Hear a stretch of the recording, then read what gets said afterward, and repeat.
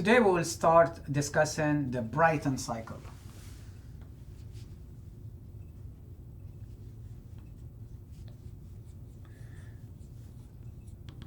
The first thing we have to know is that the Brayton cycle is the ideal cycle. So remember, this is ideal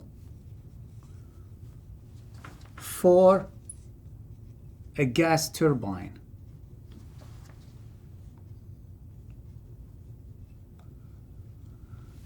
So each time I would like to get the maximal efficiency, maximal performance for a gas turbine,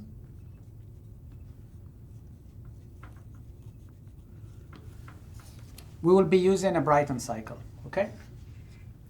First thing to try to understand is that what is a gas turbine? So you will have to watch the following video where you will get an idea on what is a gas turbine.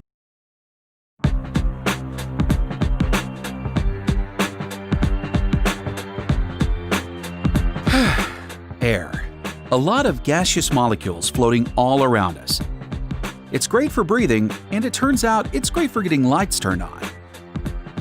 That's because air, along with abundant natural gas or other fuels, are the ingredients that combine in a gas turbine to spin the generator that produces electric current.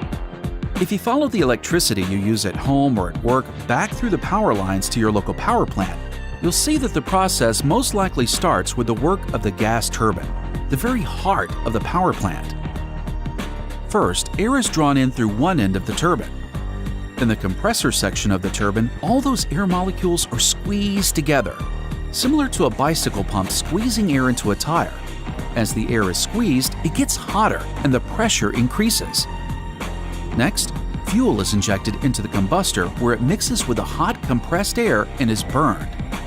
This is chemical energy at work. Essentially, this is what happens in your family car's engine, but at about 2,900 times more horsepower. Actually, it's exactly like the turbine engines on jet airplanes. The hot gas created from the ignited mixture moves through the turbine blades, forcing them to spin at more than 3,000 RPMs. Chemical energy has now been converted into mechanical energy. The turbine then captures energy from the expanding gas, which causes the drive shaft, which is connected to the generator, to rotate. That generator has a large magnet surrounded by coils of copper wire. When that magnet gets rotating fast, it creates a powerful magnetic field that lines up electrons around the coils and causes them to move. The rotating mechanical energy has now been converted into electrical energy because the movement of electrons through a wire is electricity. In what's called a combined cycle power plant, the gas turbine can be used in combination with a steam turbine to generate 50% more power. The hot exhaust generated from the gas turbine is used to create steam and a boiler, which then spins the steam turbine blades with their own drive shaft that turns the generator. What you end up with is the most efficient system for converting fuel into energy. And that's your GE Gas Turbine 101.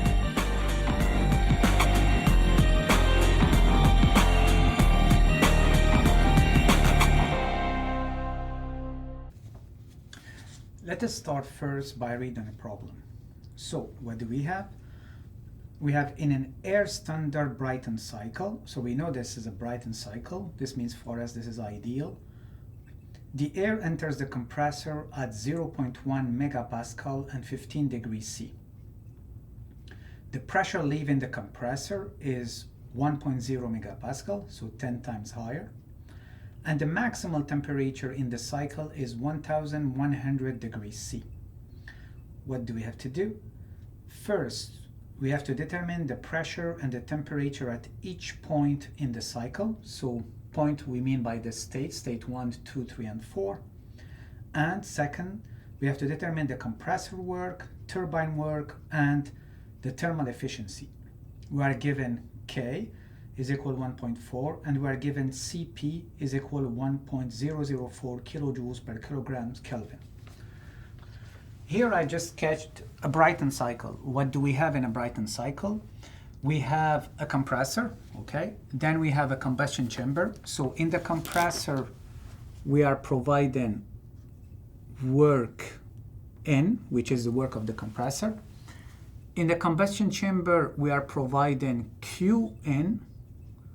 This will maximize our temperature, okay? And the compressor will maximize the pressure. Remember that compressors are usually for gases and pumps are for liquids.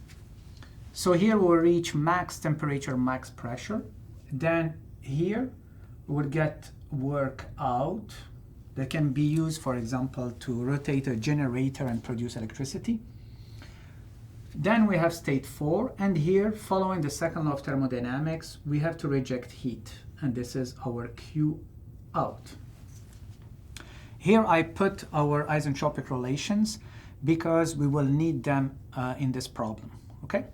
So the first thing we are asked to do is to determine the temperature and the pressure at each point. So our each state, state 1, state 2, state 3, and state 4. So let's get started. So T, P at state 1. So this one is easy because we are given this. So we are given that P1 is equal to 0.1 megapascal. And we are also given that T1 is equal 15 degrees C. So basically here we just have to write that T1 is equal 15 degrees C and P1 is equal 0.1 megapascal. So we move on to T, temperature pressure at state 2. What do we know now? We know that we are given the pressure because we know that after the compressor, P2 is equal to 1.0 megapascal. Okay? And we have to know T2. Okay? So P2 is equal 1.0 megapascal. Okay? To get T2 now, what do we know about the compressor? We said this is a Brayton cycle, so this is ideal cycle. And in an ideal cycle, all the processes are ideal. And each time you have work involved, work in or work out, the ideal process is isentropic, adiabatic, and reversible. So S is equal constant here. And we have S is equal constant here. Now, since it's isentropic, we have the keys to use our isentropic relations, okay? We cannot use the relations here if the process is not isentropic, okay? And what do we know? You see that we have the pressure, P1, P2, and we're looking for the temperature. So the one that we should use is this one. So we have T2 over T1 is equal to what? Is equal to P2 over P1 exponent K minus 1 over K. Okay? This is equivalent to say that T2 is equal to T1 cross P2 over P1 exponent K minus 1 over K. And T2 is equal to 15 degrees C, so 288.15 Kelvin. It's always in Kelvin. P2 is equal 1.0 and P1 is equal 0.1. Exponent K is equal 1.4, it's given. And this gives us a temperature T2 is equal to 556.3 Kelvin. Does it make sense? Well, yes, it does. We started at 15 degrees C, so 288.15 Kelvin. And then we are compressing. By compressing our air, because we are using air here because it's an ideal cycle. So the temperature and the pressure, both of them are expected to increase, okay? So now we have to move on and calculate for temperature and pressure at state 3. So T, P at state 3.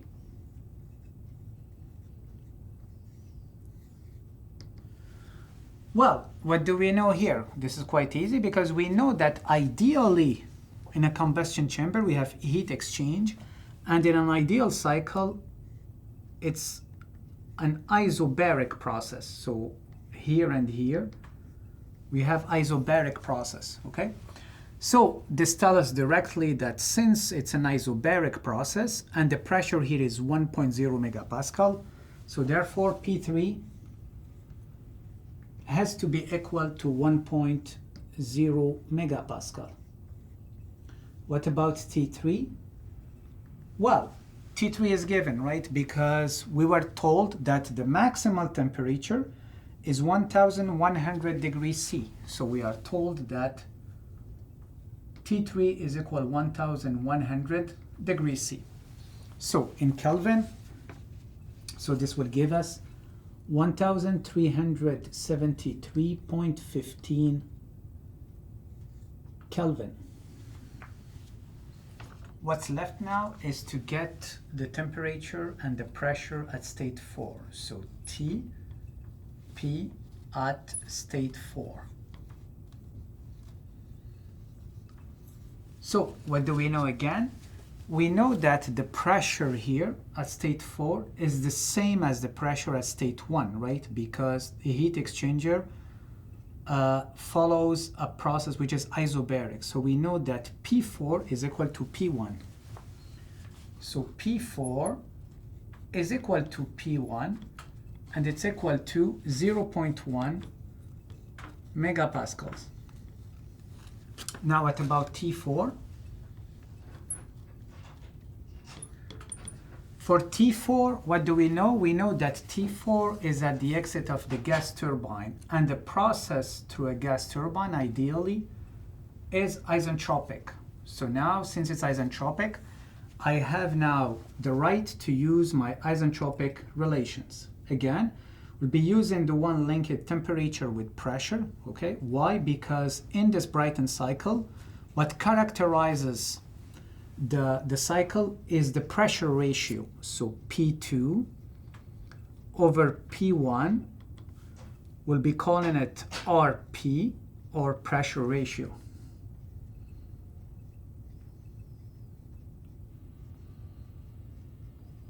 And in this case is equal to 10, right? It's equal to 1 over 0.1. So what I can do, I can write now that T4 over T3, okay, is equal to what? Is equal to P4, sorry, over P3 exponent K minus 1 over K. So from here we can write that T4 is equal to T3 cross P4 over P3 exponent K minus 1 over K. And T4 is equal to T3 cross, what is P4 over P3? So this is P4 over P3. We know that P4 is equal to P1 and P3 is equal to P2. So P4 over P3 is equal to what? To P1 over P2, which is the inverse of the compression of the pressure ratio. So it's 1 over what we defined as RP exponent K minus 1 over K, okay?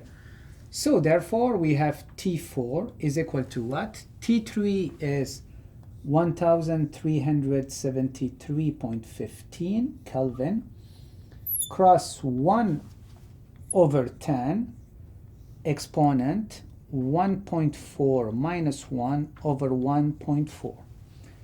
And T4 is equal to what? Well, what do we know? We know that T4 has to be lower than T3, okay? And we find T4 is equal to 711.24 Kelvin. Interestingly enough, T4 is higher than T1, okay? So, and in the future, we'll be using this characteristic that T4 is higher than T1 to exchange heat and to increase the temperature of T1, okay? So therefore, we'll preheat the air before entering our combustion chamber, okay? So we can summarize now. What do we have? So I will write them here. So we managed to get that P1 is equal 0.1 megapascal, okay? T1 is equal 288.15 Kelvin. At state 2, what do we have? We have P2 is equal 1.0 megapascal, and we calculated T2 as equal to 556.3 Kelvin. At state 3, what do we have? We have P3 is equal to 1.0 megapascal, and we are given T3 is equal 1373.15 Kelvin. And the last one, at state 4, what do we have? We have that P4 is equal to P1, 0.1 megapascal, and we just calculated that T4 is equal to 711.24 Kelvin. So we'll list all of them here because then we will use them to calculate the work of the compressor, the work of the gas turbine, and also the thermal efficiency.